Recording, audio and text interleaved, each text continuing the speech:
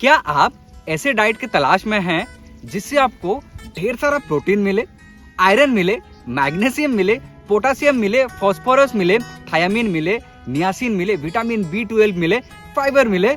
ये सब सारी चीजें अगर आपको एक ही क्रॉप में मिल जाए तो क्या आप मेरे पे भरोसा करोगे?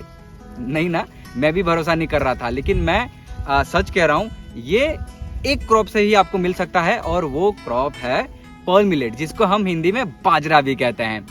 तो मैंने जैसे आपको लास्ट वीडियो में बताया था कि हम नेक्स्ट वीडियो में बाजरे के बारे में बात करेंगे, तो इस वीडियो में हम डिटेल में पर्ल मिलेट यानी बाजरे के बारे में विस्तार से बात करेंगे।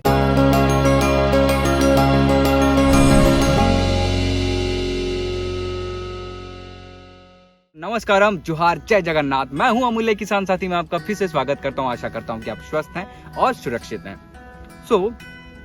बाजरा को साइंटिफिक लैंग्वेज में पेनिसेटम ग्लाइकोम भी कहते हैं और ये पूरे वर्ल्ड में डिफरेंट पार्ट्स जैसे कि इंडियन सबकॉन्टिनेंट और अफ्रीकन कंट्री में उगाया जाता है। देखा जाए तो बाजरा 4500 BC से कल्टीवेट किया जा रहा है और जानकारों का मानना यह है कि बाजरा की जो उत्पत्ति है वो पश्चिमी अफ्रीका से हुई थी। लगभग 9 से 10 करोड़ लोग खाने के लिए और अपने लाइवलीहुड के लिए बाजरे पे डिपेंड करते हैं और बाजरा मुख्य तो सूखे इलाके में जहाँ पे कम बारिश होती है वहाँ पे उगाया जाता है।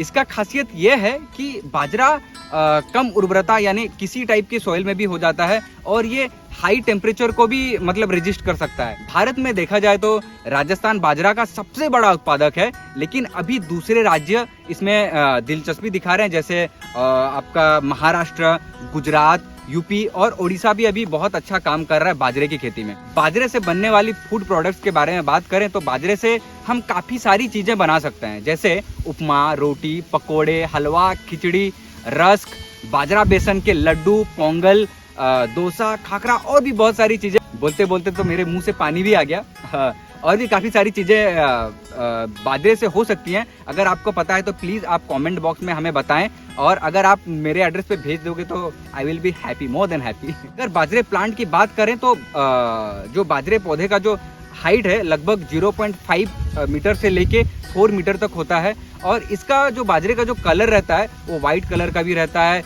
कुछ पेल येलो कलर का रहता है, ग्रे कलर का भी देखा जाता है, स्लेट ब्लू कलर का भी बाजरा पाया जाता है। और देखा जाए तो अगर हम सीड को वेट करें, 1000 सीड्स का जो एवरेज वेट होता है वो अराउंड 8 ग्राम के आसपास रहता है। अब बात करते हैं बाजरे की खेती के बारे में।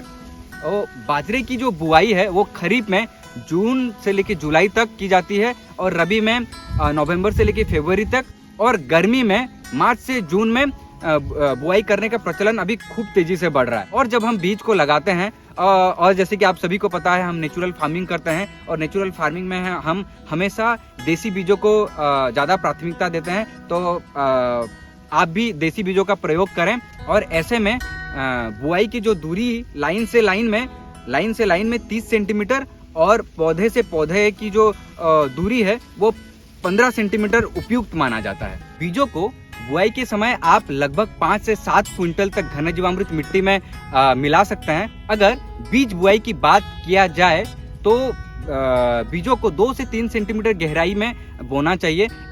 1 एकड़ में लगभग 1.5 से 2 किलो तक की बीज आवश्यकता पड़ती है और बीजों को अगर हम नेचुरल फार्मिंग के माध्यम से करें तो बीजों को बीजामृत से जो बीजापचार करना ना भूलें, ये अनिवार्य है।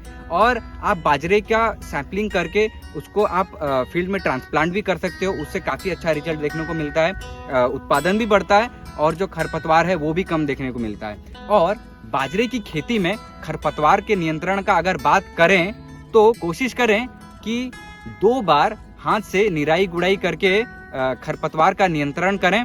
और अनुरोध है आपसे कि आप किसी भी टाइप का केमिकल, वीडीसाइड जो होता है और भी जो केमिकल्स आते हैं जिससे खरपतवार कम किया जाता है, उसका प्रयोग ना करें। अगर जल प्रबंधन के बारे में बात करें तो बुआई के 2-3 सप्ताह के अंतराल में सिंचाई की आवश्यकता पड़ती है और जब सीटें निकलती हैं और जब दाने होने की स्थिति में जब रहता है तब जमीन में नमी होना थोड़ा सा जरूरी होता है। और अगर बात करेंगे कि बाजरे में होने वाले कीड़े और बीमारियों के बारे में, तो बाजरे में मुख्यतः फंगल या फिर फफूंद का अटैक ज़्यादा देखा जाता है।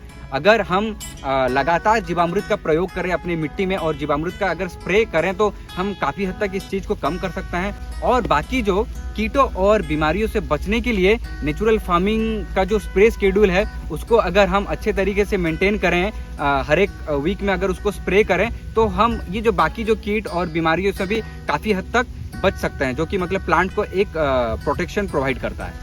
अब आते हैं उत्पादन, खर्च और इनकम पे, जो कि हर किसी को जानना है, राइट। अगर अच्छे ढंग से अगर बाजरे की खेती की जाए तो लगभग 15 से 18 क्विंटल तक प्रति एकड़ उत्पादन लिया जा सकता है। उसके साथ ही 60 से 80 क्विंटल हरा चारा मिल जाता है, जो कि एक किसान अपने पशु के लिए उसको काम में लगा सकता है। और खर्च की बात की जाए तो वैसे नेचुरल फार्मिंग में बहुत कम ही खर्चा होता है, लेकिन अगर हम मोटा मोटी देखा जाए तो 5 से 6 हज़ार का अगर खर्चा पकड़ के भी चलें तो भी इनकम अगर उस हिसाब से देखा जाए तो प्रति एकड़ 40 से 50 हज़ार तक की इनकम ली जा सकती है। अब आते हैं मेन चीज पे कि मिलेट में ऐसा क्या न्यूट्रिशन है, ये मिलेट हमारे लिए क्यों जरूरी है, हमारे हेल्थ के लिए क्यों जरूरी है। तो पहला जो लाभ है पर्ल मिलेट का, बाजरे का, वो है कि bajra is full of nutrients. बाजरे में प्रोटीन है, आयरन है, फास्फोरस है, मैग्नीशियम है, थायामीन है, नियासिन है, विटामिन B12 जैसे बहुत सारे न्यूट्रिएंट्स हैं, जो कि डेफिनेटली आपको एक अच्छा हेल्थ और आपको स्वस्थ रखने में बहुत कारगर है। और दूसरा बाजरा का फायदा ये है कि bajra is good for your digestion, because इसमें बहुत अच्छे अमाउंट में फाइबर होता है, जो कि आपको गट हेल्थ को इम्प्रूव करता है और जिससे कि कॉन्स्टिपेशन जैसे बीमारियां दूर होती हैं। आजकल हर एक 5 में से एक इंसान कॉन्स्टिपेशन से ग्रस्त है, तो अगर जो भी कॉन्स्टिपेशन से जूझ रहे हैं, आपसे अनुरोध है कि आप पर्ल मिलेट को अपने डाइट पे लाएं।